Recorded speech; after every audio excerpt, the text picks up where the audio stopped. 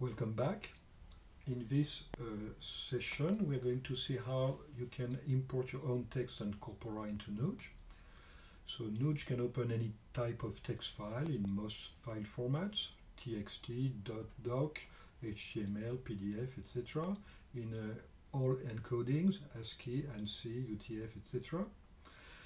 Nuge can process a single text file or a corpus, and in Nuge a corpus is a set of multiple text files, potentially thousands. All Nuge operations can be applied to a single text or to a corpus. All linguistic operations consist of applying some linguistic resource to a text or a corpus in order to add or remove annotations to the text or corpus. Annotations are stored in the text annotation structure, the TAS. Annotated texts are stored in .not files. Annotated corpora are stored in .noc files. So in order to import a text, there are two solutions. The quick and easy one is to create a new empty text window, file new text, and then you get an empty text. You select the text language, the type of text units, let's say sentences, paragraphs, etc., articles, and then you copy and paste the text content from any application, let's say Microsoft Word or an HTML or a web browser, whatever, into the empty window.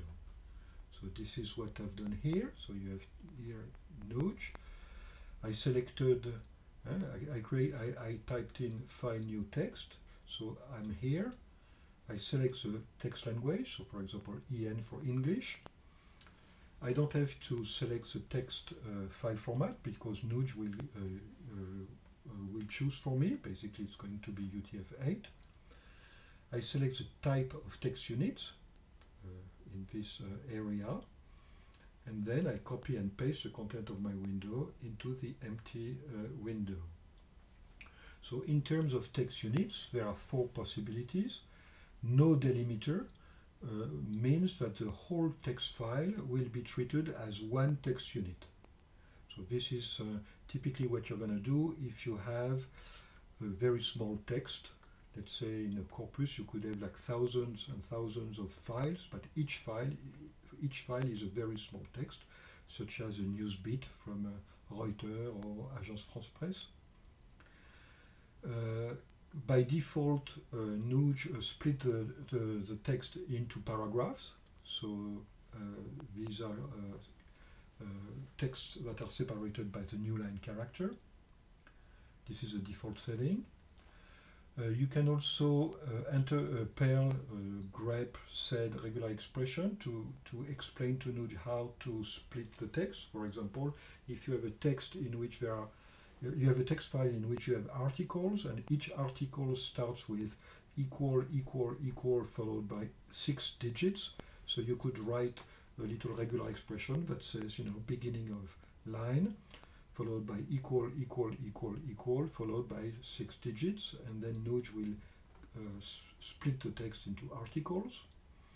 And if you have a XML text, you can tell Nuge what node, what XML regions, areas you want Nuge to parse. So for example, you could typically say, I want to analyze the abstracts, or the sentences, or the title, or you can enter any number of XML nodes in this area.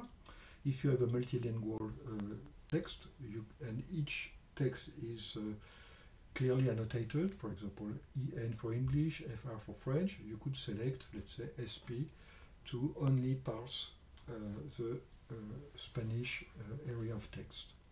When you are done, you can copy and paste the content of your application into the empty window, and of course don't forget to save your file. It will be saved as a Nuge file, .not if it's a text. The second solution is a little more involved, but it's more powerful. So you can open file. You can open your file with file open text. By default, Nuge will only show you .not files, but you can select all types. star dot star, and then you're going to select the three parameters. So again, first you select the language used in the text. That's a directory in which the linguistic resources are stored. These linguistic resources will be applied to the text. Then you can select the file format, for example, Windows, West Europe, or Greek IBM, or HTML, PDF, MS Word, or others. Then again, you have to select the text units, how they are separated. By default, it's new line character that will be used as a delimiter, so it's paragraphs per paragraphs. And then you click OK, and of course, do not forget to save the file, file save, and it will be saved as a Nuge file, a .not if it's a text.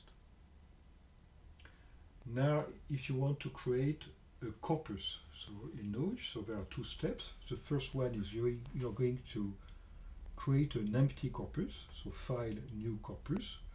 You save it right away, you give it a file name, let's say my corpus, and it will be stored as a .noc file. At this point, you're going to select the three parameters, the language, the file format, and the text unit separators. And these three parameters must be identical in all the text files that are going to constitute the corpus. In the second step, you're going to add all your text files to the corpus by clicking Add. You can also remove text files to the corpus, and then when you're done, you will save again your corpus as a single .noc file. It would be nice at this point that you name your files in a smart way, let's say chapter 01, chapter 02, chapter 13, so that they are ordered alphabetically. And this will allow all the statistical analysis of Nuge to be ordered in a logical manner. So for example, if you want to work on, if you want to see the evolution of the vocabulary, it would be nice if the file names are ordered chronologically. So here we are. So here I create a corpus by clicking File New Corpus. It asks me for the language, so let's say English, the file format, and then the text units. And then I get the empty corpus here, and then you click on Add to add as many files as you want. Nuge can process the corpus with thousands of files. If you have a text or a corpus, you can open it via the menu item, File, Open Text, and by default it will open a .not file. File, Open Corpus, it will open a .noc file. If you want to save the current text as a Nuge text, file save. If you want to save the current corpus, .noc file save. The default save folder for all your resources, dictionaries, text, corpora, grammars, is Documents, Nuge, your language, and then projects. So for example, Documents, Nuge, EN projects, that's where by default Nuge want to save your text and your corpora. Documents, Nuge, PT projects, that's where Nuge will save the Portuguese text or Portuguese corpora. In terms of files and directories, remember that all your personal files should be stored in document /Nuge. You are allowed to save them somewhere else, but then you will need to remember where you saved them. By default, Nuge assumes that they are all stored in document /Nuge. Remember to never ever modify the content of the application folder, which is where the Nuge application is stored with its parameters and defaults. Inside the document /Nuge folder, you're going to see language subfolders such as EN for English, FR for French, IT for Italian, etc. By default, when you install Nuge, Nuge will pre-install EN and FR. and you are free to download other language resources from the Nuge website, nuge.univ-fcont.fr. As a reminder, .NOT files are Nuge annotated text. Nuge annotated corpora are stored in .NOC files. We will see the dictionaries are stored in .dic files, morphological grammars in .nom files, inflectional and derivational grammars in .nof files, syntactic grammars in .nog files. If you want to associate all these file extensions with the nuge.exe application, you can do that with Windows. It will be then easy to run Nuge. You just double click on one of these files and it will automatically launch the Nuge application. Well, at this point, if everything went great, congratulations. You now know how to manage your text and corpora. You can import text, you can create corpora, and then we will see in the next sessions how to process them with Nuge.